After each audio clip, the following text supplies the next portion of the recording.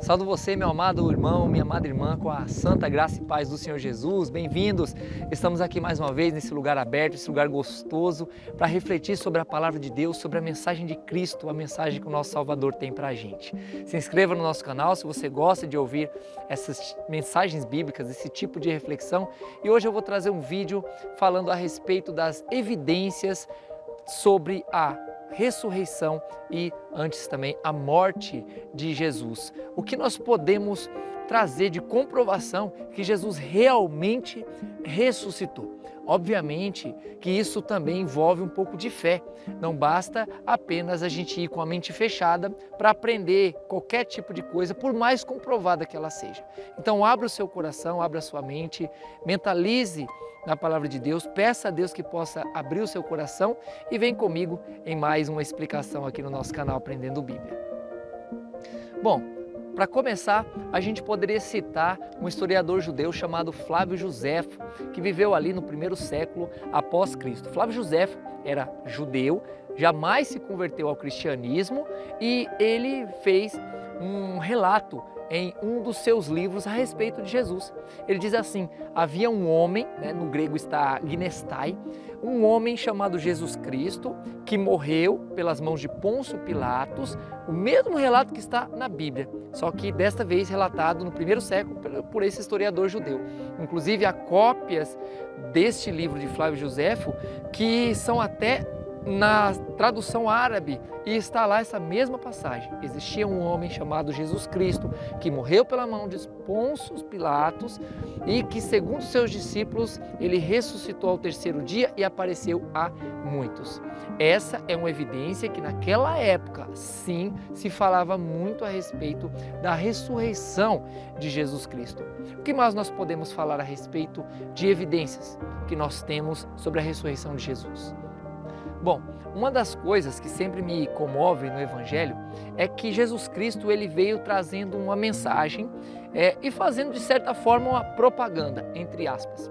Que propaganda é essa? Uma propaganda de fazer com que as pessoas servissem a Ele, servissem a Jesus Cristo, tendo Ele como Senhor, para herdar a vida eterna. Ter uma coisa muito boa, mas antes teríamos que passar por situações embaraçosas aqui na terra, digamos assim. O que seriam essas situações embaraçosas? Todo rei, todas as pessoas que naquele tempo, ou em qualquer outra época, chamavam outras pessoas para formarem certos grupos, chamavam as pessoas para formarem grupos para ter benefícios, riquezas, vida boa, casas, coisas que são agradáveis à carne, ao ser humano. Porém, Jesus nos chama para viver uma vida totalmente diferente. Felizes são os que choram, são os que são perseguidos pela justiça, pela verdade. Bem-aventurados são aqueles que sofrem. E isso foi o que transpareceu na vida dos apóstolos, dos discípulos de Cristo. Até que ponto o testemunho sobre a ressurreição de Cristo, a morte e a ressurreição, valia uma mentira? Veja só, aqueles apóstolos, eles morreram, eles foram maltratados. Estevão foi apedrejado. Estevão não era um apóstolo, mas era um discípulo, apedrejado em prol do testemunho. Testemunho que dizia que Cristo morreu e ressuscitou e que era o Filho de Deus. Das duas, uma. Ou aquele povo era muito louco, eu não estou falando de uma, duas pessoas, nem de 12. Eu estou falando de milhares, talvez milhões de pessoas que morreram no primeiro século para não negar o testemunho de que Cristo ressuscitou dentre os mortos e Ele é o Senhor. E eu poderia citar outras coisas, até mesmo no enredo dos relatos que estão feitos nos evangelhos, na própria Bíblia. Por exemplo, quem foram as pessoas que viram primeiro que Jesus havia ressuscitado? As primeiras pessoas que perceberam, nossa, o corpo não está aqui, foram duas mulheres. Irmãos, naquela época, segundo o que nos mostra a história e todas as outras escrituras daquele tempo, não só a Bíblia, o testemunho de uma mulher não era válido. Existia um machismo muito grande, que nem contar mulheres entre uma multidão contavam. Se você for ler em certas partes da Bíblia, está escrito, haviam ali 300 homens, fora mulheres e crianças, que nem se contavam, de tamanho que era a discriminação e a não valorização da mulher naquele tempo, e como é hoje em alguns países que a gente vê por aí afora. E nós vemos que o Evangelho nos conta, o testemunho nos conta, que foram duas mulheres que viram primeiro. Ora, se isso fosse uma mentira, algo que eles inventassem da cabeça deles, faz sentido eles inventarem uma mentira usando algo que ninguém ia dar crédito? Outra coisa, a ressurreição era a teoria menos aceita naquela época.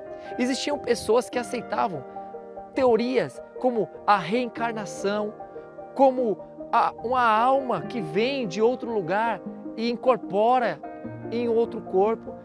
Eles falavam a respeito de várias teorias, mas a ressurreição era menos aceita, era mais taxativa, era a que mais discriminavam. É a mesma coisa hoje de eu falar que um extraterrestre veio na minha casa e jantou comigo, por exemplo. É a coisa mais louca eu falar um negócio desse, embora tenha pessoas que acreditam, mas é uma teoria pouquíssimo aceita. É muito mais fácil eu falar, por exemplo, que eu fui em um lugar e eu falei com uma pessoa, um parente meu que já morreu através de aquelas pessoas que recebem o Espírito, como eles dizem, lá em determinados lugares. É mais fácil, isso é mais aceito do que eu falar com um extraterrestre veio aqui. Vocês entendem? Ou seja, todo o relato do Evangelho nos mostra que coisas ali eram ditas que não faz sentido nenhum. Então fica óbvio, meus irmãos, que isso não era uma mentira, que todo o relato descrito ali, inclusive outras escrituras fora da Bíblia que falam a respeito da ressurreição de Jesus, nos mostram que a ressurreição, sim, há respaldo para dizer que ela realmente existiu e podemos comprovar pela história e pelo enredo que nos é contado. Gostou do vídeo? Se inscreva, deixe o seu like e até o próximo, se Deus quiser.